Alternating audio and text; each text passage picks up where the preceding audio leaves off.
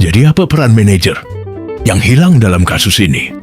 Jadi peran manajer apa yang hilang dalam kasus ini? Nah, peran manajer yang hilang dalam kasus ini adalah leadership atau pemimpin dan controlling atau pengawasan.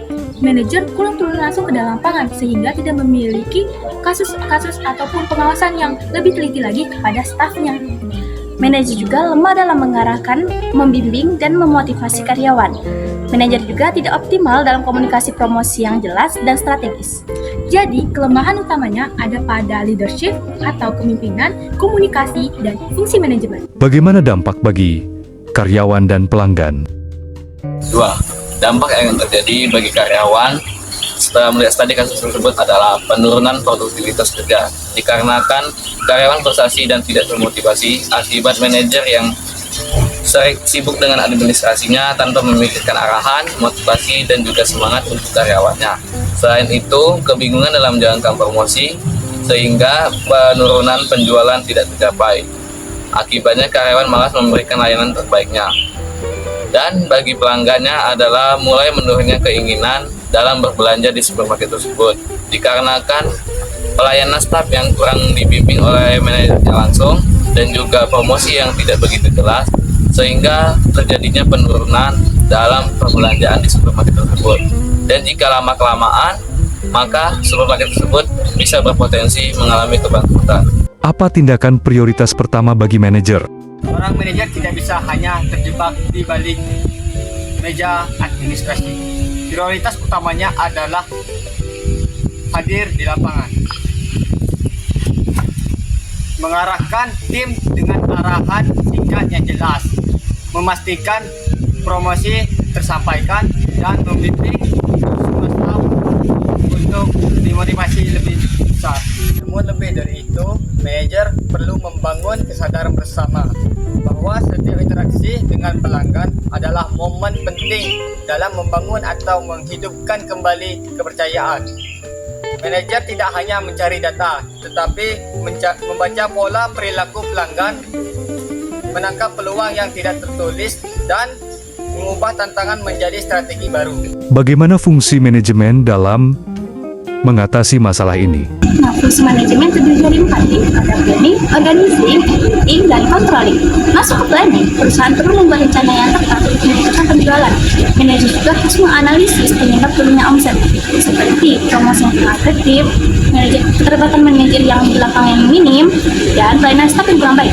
Nah, dari situ kita bisa membuat strategi pemasaran untuk kedepannya, seperti promo diskon, loyalty program, dan promo digital yang konsisten untuk meningkatkan penjualan yang sesuai dengan target pasar. Masuk ke organizing atau perorganisasian. Setelah rencana dibuat, harus ada pembagian tugas yang tepat. Manajer juga tidak hanya sibuk dengan administrasi, tapi juga mampu mengorganisir tim untuk menempatkan orang yang tepat pada proses yang sesuai. Misalnya, supervisor ditunjuk untuk memantau tim yang ada di lapangan, membentuk tim produksi, dan membuat job description yang tepat agar tim tahu apa yang harus mereka lakukan. Selanjutnya, equating. Manajer harus aktif memberikan motivasi, arahan, dan bimbingan langsung ke karyawan. Dengan manajer sering turun ke lapangan, manajer akan memberikan contoh langsung dalam mengawasi pelanggan dan meningkatkan semangat kerja karyawan. Fungsi kepemimpinan ini membuat mereka yang merasa diperhatikan dan termotivasi dalam melayani pelanggan. Dan hal ini secara tidak langsung mereka meningkatkan kepuasan pelanggan. Dan yang terakhir ada controlling. Manajer harus mampu melakukan pengawasan dan evaluasi terhadap karyawan, seperti meningkatkan evaluasi dalam promo diskon, terus kinerja tim staf dan karyawan, dan mengevaluasi kepuasan pelanggan. Jika ada kesalahan, harus segera diperbaiki. Nah, dengan cara kontrol yang baik, masalah tidak akan berlarut-larut dan penjualan akan kembali stabil.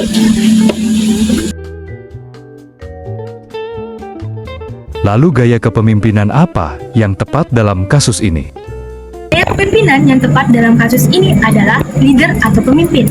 Manajer harus aktif dalam membimbing, memberikan arahan, dan memotivasi staf. Jika hanya sibuk administrasi, staf akan kehilangan arah dan tidak memiliki kinerja. Yang kedua, ada liaison atau penghubung, komunikasi manajer antara pihak internal atau karyawan dengan pihak eksternal, yaitu pihak luar. Jika tidak ada komunikasi yang baik, maka koordinasi akan menjadi terhambat. Yang ketiga, ada monitor, yaitu mempelajari tren pasar dan kinerja dari staf. Jika manajer tidak turun langsung ke dalam lapangan, bagaimana dia bisa menilai? Yang keempat, ada diseminator atau penyebar. Seorang manajer harus bisa memberikan informasi yang jelas kepada stafnya. Jika tidak demikian, maka staf akan bingung dan kekurangan informasi. Maka demikian, pengambilan keputusan akan berdampak pada kedua hal ini.